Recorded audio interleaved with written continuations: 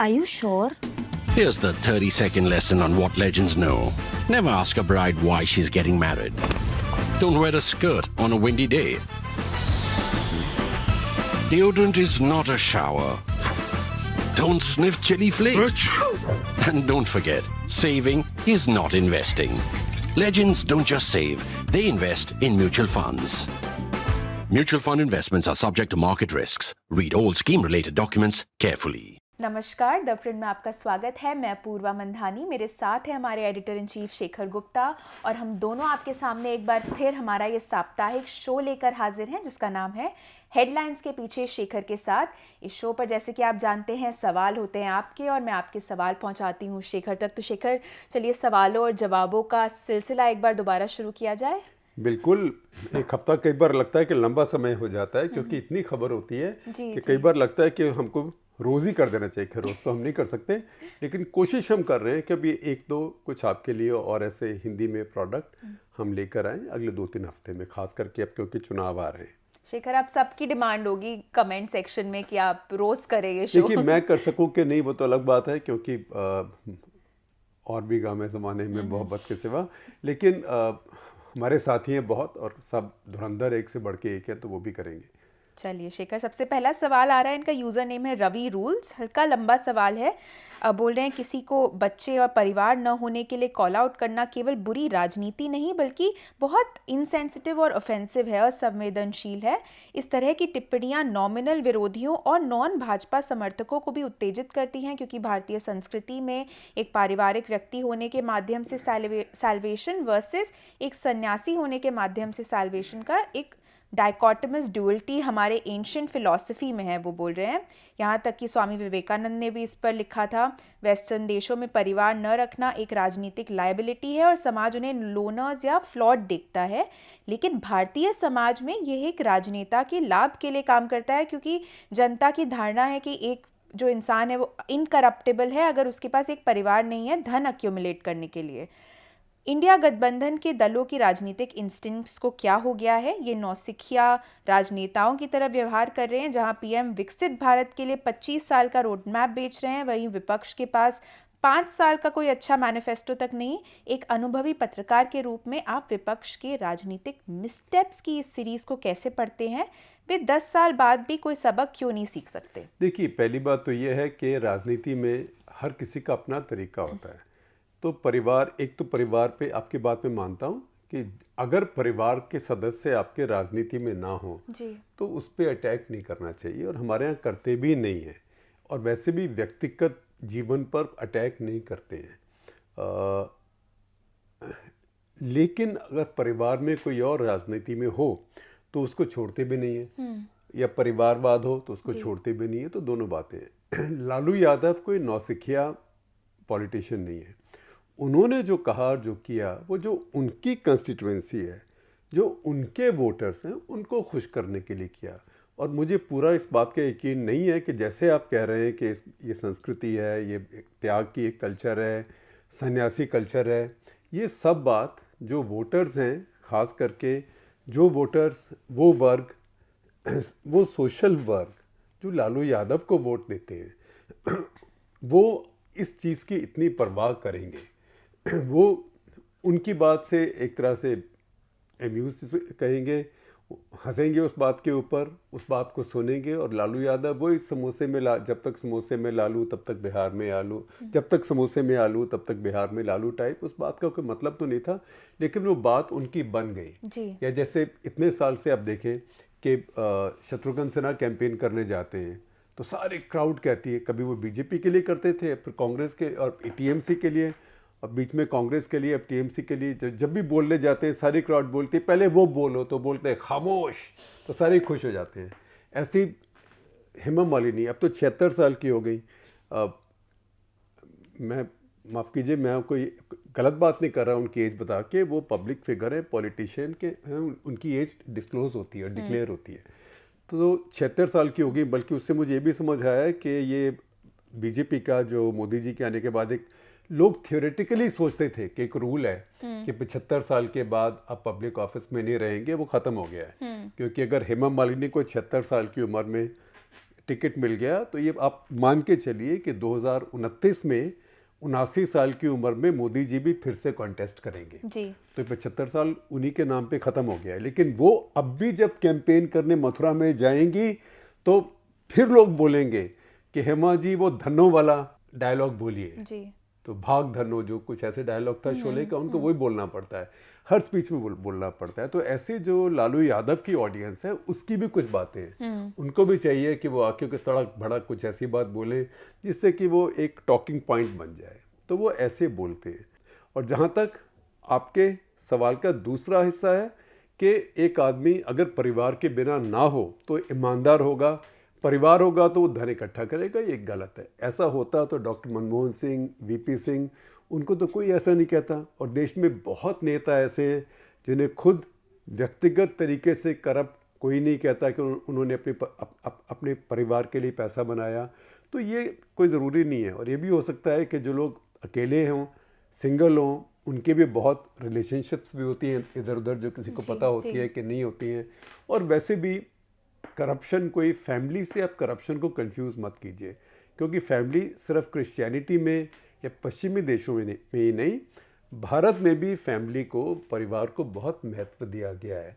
और अब अगर आप देखें तो इतने बड़े बड़े जो आज की एस्टैब्लिश्ड कल्चर है, एस्टैब्लिशमेंट कल्चर है, उसमें भी आप देखें, चाहे महाराजा विक्रमादित्य हों, चाहे चंद्रगुप्त हों, Gupta golden period, Maurya golden period, जो भी आप कहें उसको, या भगवान राम, भगवान कृष्ण, अर्जुन, युधिष्ठिर, सबके परिवार थे, सबके परिवार थे। सब बुरे आदमी तो नहीं थे, सब करप्ट तो नहीं थे। तो ये परिवार के साथ करप्शन को जोड़ना एक ज़्यादती भी है और एक डिफीटिस्ट बात भी है। इसका मतलब यह कि सिर्फ जो सन्यासी है वही आपका नेता हो सकता है। आप देखिए कि आपकी जितना इतिहास रहा है, सन्यासियों ने आपके ऊपर राज कभी नहीं किया है जी। तो अब लोकतंत्र है, जिसको लोग चुने वो राज करता है।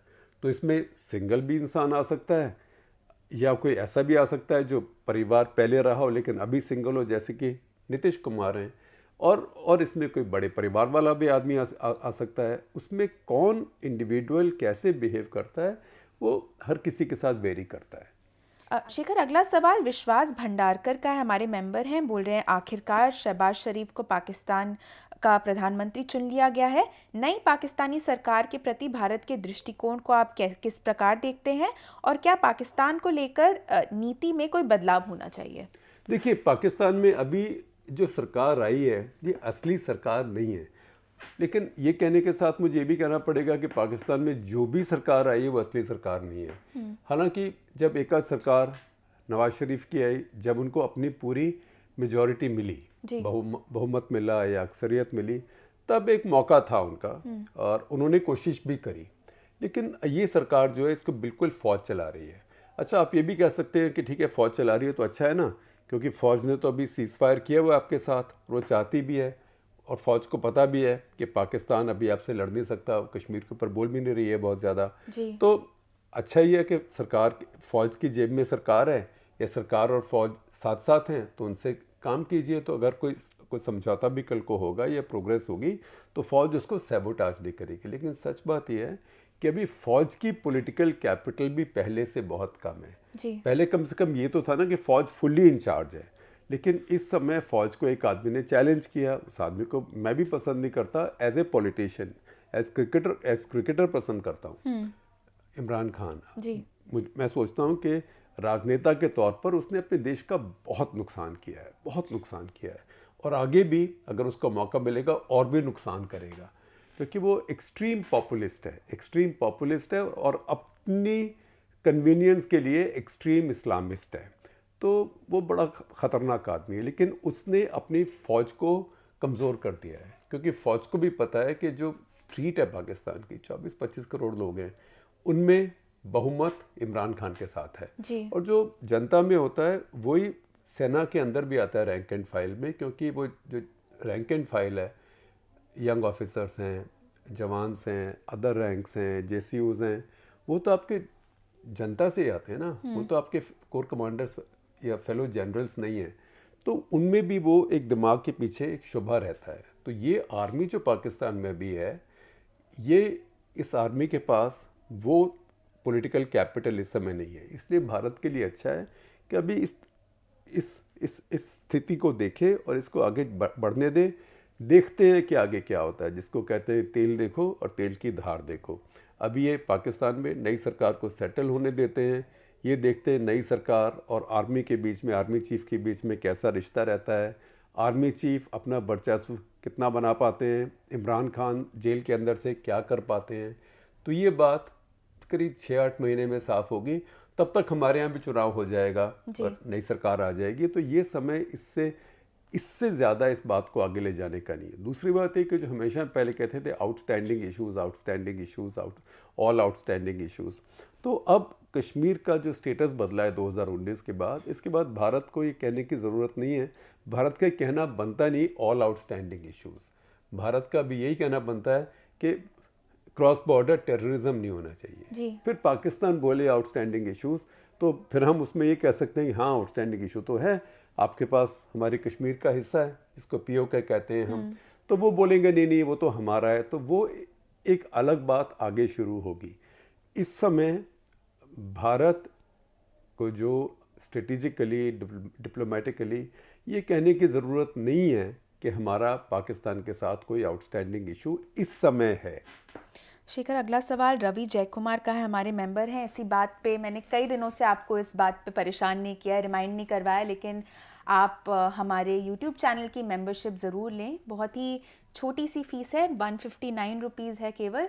किस तरह से मेंबरशिप लेनी है उसको आप अभी अपने स्क्रीन्स पर देख पा रहे होंगे। इसको कई आपको लाभ मिलते हैं इसके थ्रू, और एक लाभ तो यही है कि मैं ज़्यादा से ज़्यादा मेंबर्स के सवाल शेखर तक पहुंचाती हूं। जैसे कि आप अभी देख पा रहे हैं, मैंने कई सारे अभी तक मेंबर्स के ही सवाल लिए हैं। शेखर, अगला सवाल रवि जयकुमार का लूँगी। बोल रहे हैं इलेक्टोरल बॉन्ड खरीदारों की लिस्ट रिवील करने के सुप्रीम कोर्ट के आदेश पर प्रतिक्रिया देने में एसबीआई की असमर्थता और ढीला रवैया है। एक तरह से 6 मार्च की समय सीमा समाप्त हो चुकी है। मैं कल्पना नहीं कर सकता कि 2024 में देश का सबसे बड़ा बैंक अपने डेटाबेस से एक साधारण लिस्ट तैयार नहीं कर पा रहा होगा। ये इतना ब्रेजन और स्पष्ट है कि वे चुनाव से पहले अदालत के आदेशों का पालन नहीं करना चाहते हैं। क्या एसबीआई राजनीतिक दबाव में काम कर रहा है, या नाव को न हिलाने, मतलब rock the boat, doesn't want to rock the boat, और सरकार की गुड ग्रेसेस में बने रहने का ये उनके मैनेजमेंट का एक सॉवरेन डिसीजन है? बोल रहे मुझे आश्चर्य है कि मिनिमम गवर्नमेंट मैक्सिमम गवर्नेंस सिद्धांत का क्या हुआ। इस पर आपकी राय क्या है और सुप्रीम कोर्ट इसे कैसे परसीव करेगा? देखिए, सुप्रीम कोर्ट जैसे करेगा सुप्रीम कोर्ट बताएगा, क्योंकि सोमवार को ये केस अब आ रहा है, और पूर्वा आपको बताएंगी क्योंकि सुप्रीम कोर्ट कवर भी करती है। स्टेट बैंक की क्यों कर रहा है ये बात स्टेट बैंक को ही पता है। अब मुझे ये बात समझ नहीं आती कि दुनिया के सबसे पुराने बैंकों में से एक बैंक है, भारत का सबसे बड़ा बैंक है और बहुत उसकी इज्जत है बैंक की। सुप्रीम कोर्ट ने कोई ऑर्डर में उनको कोई रिसर्च करने के लिए नहीं बोला है, सिर्फ ये बोला है कि आपने 22,000 जो भी है बॉन्ड बेचे हैं, सिर्फ हमें लिस्ट दे दीजिए कि किस किस ने कब खरीदे। वो तो उनके लेजर में है कि अब ठीक है बेरर बॉन्ड है, उसने किसको दिए वो बैंक को इमीडिएटली नहीं पता है। वो तो बैंक को तब पता लगा जब वो क्रेडिट हुआ उसके अकाउंट में। उसको आप कहें मुझे रिसर्च, हालांकि मुझे लगता नहीं, वो भी तीन दिन सुपर का काम है, लेकिन वो तो बैंक के कोर्ट के ऑर्डर ने माना ही नहीं है। बैंक ने सिर्फ कोर्ट के ऑर्डर में यही कहना है कि इस कंपनी ने, कंपनी ए, कंपनी बी, कंपनी सी और या व्यक्ति विशेष ए बी सी, इन्होंने इस दिन इतने के ये बॉन्ड खरीदे जी। वो तो वहाँ पे अकाउंट में है ही। तो ये इन्फॉर्मेशन जितना मुझे समझ आती है, बैंकिंग की मुझे कोई अकल नहीं है, लेकिन बेसिक कंपनी में अकाउंटिंग भी हो तो ये इन्फॉर्मेशन आप एक दिन में दे सकते हैं। और अब तो कंप्यूटराइज्ड बैंक है और ये एक अलग अकाउंट है, तो इसमें बहाना ढूंढना 3-3.5 महीने का, और वो भी कई हफ्ते बाद ऑर्डर के जी। ये एक तरह के अदालत के ऑर्डर की अवहेलना है। अब एक कंटेम्प्ट ऑफ कोर्ट केस भी फाइल हुआ है, देखते हैं कि अदालत उसका क्या देखेगी, पर मैं कहूँगा कि स्टेट बैंक ने जो किया है ये ठीक बात नहीं की है, और इसका कोई भी औचित्य नहीं है, ज़ीरो इसका औचित्य है। और इससे स्टेट बैंक ने अपनी रेपुटेशन को बहुत डैमेज करी है। बहुत लोग हैं, स्टेट बैंक सिर्फ सरकार का नहीं है, सरकार का है, मेजॉरिटी सरकार की है, लेकिन उसके माइनॉरिटी शेयर होल्डर्स भी हैं, लिस्टेड कंपनी है, उसका बोर्ड है, उसके दुनिया भर में रेपुटेशन है, उसको इस तरीके से करना कोई बात समझ नहीं आई मेरे को। अगला सवाल शेखर फहाद हासिन का है, ये भी हमारे मेंबर हैं। बोल रहे प्यू सर्वे के अनुसार 72% भारतीय मिलिट्री रूल का समर्थन करते हैं। ये सर्वे किए गए देशों में सबसे ज़्यादा था। सर्वे के नतीजे में जब आप फंक्शनिंग लोकतंत्रों को, डेमोक्रेसीज को देखते हैं तो भारत एक एक्सट्रीम एक्सेप्शन की तरह दिखता है। इसे कैसे एक्सप्लेन किया जाता है? क्या ये आपके अनुभव से मेल खाता है? देखिए, बहुत लोग ऐसा कहते हैं। आप कोई चाय की दुकान पे रुके, कहीं चलते हुए ट्रेन के अंदर कहीं, अरे मिलिट्री का रूल होना चाहिए यहाँ पे, तो एक फैंटेसी है। और ये फैंटेसी क्यों है? ये फैंटेसी इसलिए है कि मिलिट्री का रूल कभी हुआ नहीं जी। और फैंटेसी इसलिए भी है कि मिलिट्री का रूल होने के इम्कान भी नहीं लगते। अगर एक बार कभी 2 हफ्ते के लिए हो गया होता तो कोई ऐसे नहीं कहता। अगर मिलिट्री का रूल इतना अच्छा है तो उस हर देश में जहां मिलिट्री ने रूल किया वहां के लोग जेल जा रहे हैं, फांसी चढ़ रहे हैं, गोलियां खा रहे हैं, सिर्फ इसलिए कि मिलिट्री का रूल ख़त्म हो। आप मुझे बताइए, कोई भी देश दुनिया में जिसके लोग मिलिट्री के रूल से खुश हों। आप देखिए, आपके पड़ोस में देखिए पाकिस्तानियों का हाल। पाकिस्तान पे रोज़ हंसते हैं।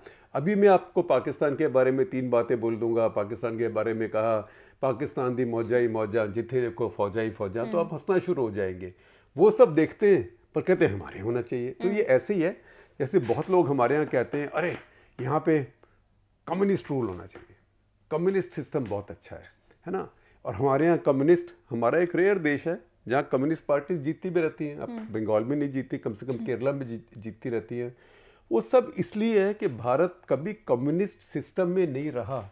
अगर 2 हफ्ता कम्युनिस्ट सिस्टम में रह जाए तो ये भारत में जो बेवकूफ़ी की बातें लोग करते हैं, कम्युनिस्ट कम्युनिस्ट कम्युनिस्ट, हमारा नेता कैसा हो, चीन के नेता जैसा हो, chairman, China chairman, or chairman वगैरह वगैरह, सब नॉनसेंसिकल बातें।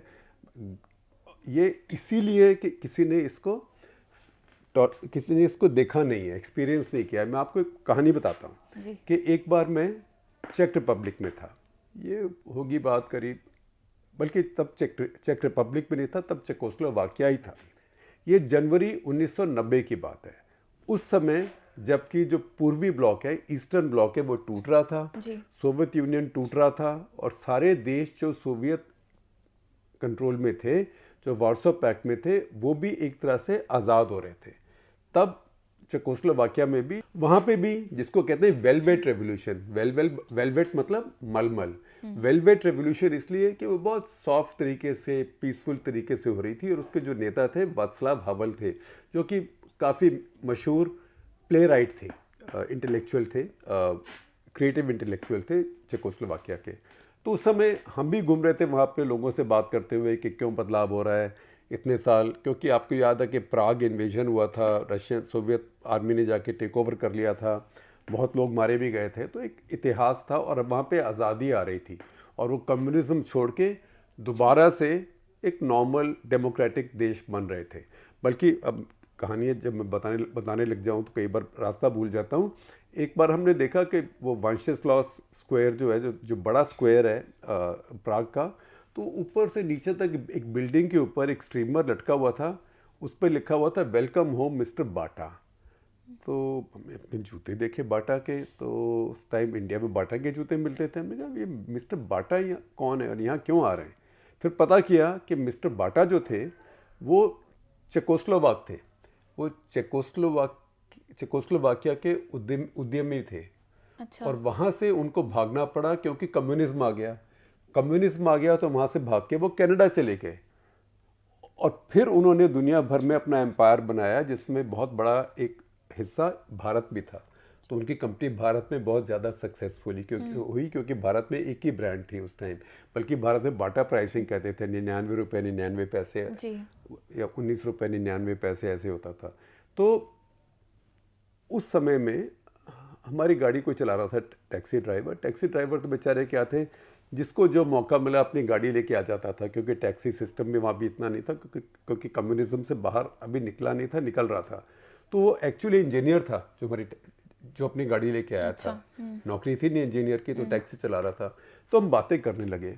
तो मैंने कहा कि अच्छा ये बताओ कि आप बोलते हो कम्युनिज्म इतना ख़राब है और आप इतने खुश हो के ख़त्म हो गया, लेकिन मेरे देश में तो लोग अभी भी कम्युनिज्म की बात करते हैं, और 1990 में तो काफ़ी स्ट्रांग था लेफ्ट इंडिया में। वेस्ट बंगाल उनके हाथ में था, केरला उनके हाथ में रहता ही था, और राज्य भी थे, और वीपी सिंह की सरकार थी, उसको बाहर से सपोर्ट थी लेफ़्ट पार्टीज़ की, तो लेफ़्ट बहुत स्ट्रांग था उस टाइम। और भारत में जैसे हमारे मीडिया में भी होता है लेफ़्ट हर जगह डेमोस्ट्रेशंस, प्रोसेशंस, जेएनयू, इधर उधर एक आइडियोलॉजी का बहुत बात चलती है। तो उन्होंने कहा कि देखिए आपके यहाँ फ़र्क बहुत एक बड़ा साफ है कि हमारे यहाँ कम्युनिज्म आया, उसने हमारी इकोनॉमिक और पॉलिटिकल दोनों फ्रीडम ख़त्म कर दी जी। आपके यहाँ लेफ्टिज्म आया, उसने, जो इंदिरा गांधी का लेफ्टिज्म था, उसने आपकी पॉलिटिकल फ्रीडम तो ख़त्म करी, उसने आपकी इकोनॉमिक फ्रीडम तो ख़त्म करी सोशलिज्म के नाम पे, लेकिन पॉलिटिकल फ्रीडम ख़त्म नहीं करी। तो आपको लगा कि आज़ादी और ये सिस्टम अच्छा है, लेकिन जिस दिन उसने आपकी पॉलिटिकल फ्रीडम ख़त्म करी इमरजेंसी से, उस दिन आप परेशान हो गए, और उस दिन आपके लोगों ने लड़ना शुरू कर दिया। आपको ये समझना चाहिए कि जब कम्युनिज्म होता है तो दोनों फ्रीडम ख़त्म होती हैं, इकोनॉमिक फ्रीडम भी, पॉलिटिकल फ्रीडम भी, और बोलने की आज़ादी भी। जी। आपको ये लगा कि जो सोशलिज्म है जो आपके यहाँ आया इंदिरा गांधी के समय से, वो एक बड़ी बिनाइन चीज़ है, और उससे नुकसान सिर्फ अमीरों को होगा, बाकियों को कोई चिंता नहीं है, क्योंकि आपको बोलने की आज़ादी अभी भी थी। लेकिन आप याद रखिए, जिस दिन आपकी बोलने की आज़ादी छिनी, उस दिन आप तड़पना शुरू हो गए। हम तो कब से इसी बात पे तड़प रहे हैं कि हमारी दोनों आज़ादी छिनी हुई हैं। और मैंने आपको इसीलिए बाटा की स्टोरी बताई कि उसी आज़ादी के छीनने से बाटा भी वहाँ से छोड़ के चले गए थे। उसके बाद एक बार भारत में, मेरे ख्याल 7-8 साल पहले की बात है, बाटा भारत आए, और बाटा इंडिया का जो चेयरमैन है वो मेरे साथ जर्नलिज्म क्लासमेट था। अच्छा। अश्विनी भिंडलस। तो उस समय मिस्टर बाटा, जो उनका लड़का है अभी, उसके साथ मैंने एक वॉक द टॉक इंटरव्यू भी रिकॉर्ड किया। वो चेक एम्बेसी के कंपाउंड में किया था, उसके गार्डन्स में किया था यहाँ पे। तभी हमने इन इश्यूज़ के बारे में बहुत बात की थी। अगर वो लिंक मिल जाएगा एनडीटीवी की वेबसाइट पे तो आप शेयर कर लीजिएगा। बिल्कुल बिल्कुल। तो ये एक बड़ी विडंबना है, एक पैराडॉक्स है। शेखर, अगला सवाल विशाल कुमार यादव का है, हमारे मेंबर हैं। बोल रहे हैं डीयू के विकलांग प्रोफेसर जीएन साई बाबा को सालों तक बिना किसी उचित सबूत के जेल में रखा गया। फिर बॉम्बे हाई कोर्ट के फैसले को सुप्रीम कोर्ट ने रोका, वापस उनके पक्ष में फैसला आया। इन सब के बीच उनको बेल भी नहीं दी गई। क्या ये सुप्रीम कोर्ट के ऊपर दाग नहीं है? क्या बेल नॉर्म है? राजनीतिक तापमान देखकर डिसाइड होता है? उसके साथ ही कोलकाता हाईकोर्ट के जज का बीजेपी में शामिल होना उनके फैसलों को सवालों के घेरे में नहीं लाता है? क्या ये टीएमसी को ही फायदा नहीं पहुंचाएगा? क्या वो खुद को विक्टिम की तरह नहीं दिखाएगी, खासकर संदेश खली के बाद? देखिए, आपने दो अलग बात बोली है जी। जहाँ तक साई बाबा की बात है, देखिए जिन कानूनों में उनको गिरफ्तार किया गया वो यूआपा वगैरह है, ये बड़े संगीन कानून हैं। अब उनको जैसा बनाया गया, मैं कहूँगा कि आपको पसंद हो या मुझे पसंद हो या ना हो, वो एक बात है, लेकिन इसमें क्रॉस पार्टी कंसेंसस से बनाया गया, क्योंकि उस कानून को बनाया यूपीए ने, उसको थोड़ा और मजबूत किया एनडीए ने। हालांकि यूपीए ने भी उसको बहुत टाइटन किया था जी। और जब इन्होंने भी मजबूत किया तो कोई ऑब्जेक्शन हुआ नहीं। तो उस कानून में बेल मिलनी बहुत टफ होती है। तो जैसे हम कहते हैं आमतौर पर कि bail is the right, bail is the norm, लेकिन यूआपा, पीएमएलए, एनडीपीएस, जो नारकोटिक्स वगैरह होते हैं, उनमें बेल बहुत मुश्किल होती है। कानून ही ऐसे बनाए गए हैं। अब उनके खिलाफ सबूत कैसे थे कैसे नहीं थे, वो मैंने उसको एग्जामिन नहीं किया है, मैं उसके बारे में नहीं बता सकता। हो सकता है अपूर्वा और भद्रा जो इनके कोलीग हैं वो किसी समय आपको बताएं और वो जब ये ऑर्डर पूरा डिटेल देख के उसको एक्सप्लेन करें। जहाँ तक मैंने समझा है, उन्होंने कहा है कि पुलिस ने जिस तरीके से केस बनाया और जो प्रोसीजर फॉलो किया वो फुली रेगुलर नहीं था और उसकी वजह से कुछ डाउट्स आ गए हैं। तो जब अगर डाउट होते हैं तो बेनिफिट ऑफ डाउट तो डिफेंडेंट को ही जाता है। वो कहने के बाद ये जो नक्सल सपोर्ट है, ख़ास करके इंटेलेक्चुअल लेवल पे कुछ शहरों में, ख़ास दिल्ली में, पुणे में, कुछ और शहरों में, कुछ कैंपसेस में, ये एक इशू है जिसको कि अब अर्बन नक्सल कह देते हैं। कहने वाले अर्बन नक्सल तो आजकल ऐसे हो गया कि मैं आपकी बात से सहमत नहीं हूँ तो, या आप मेरी बात से सहमत नहीं हो तो आप मुझे अर्बन नक्सल कह देंगे। लेकिन जो intellectual support base hard left का है वो भी एक यथार्थ है। अब उसको 10 साल के लिए जेल में डाल देना चाहिए, ये अलग बात है। दूसरी बात, मैंने आपको बताया कि ये जो लॉ है जिसमें बेल नहीं मिलती आसानी से, ये इसमें यूपीए और एनडीए दोनों एक साथ हैं, वो तो बात मैंने कही। लेकिन दूसरी बात भी समझना ज़रूरी और याद रखना ज़रूरी है कि साईं बाबा का जो अरेस्ट हुआ था और उनके ऊपर जो केस फाइल किए गए, ये यूपीए के समय थे, ये एनडीए आने के बाद नहीं थे।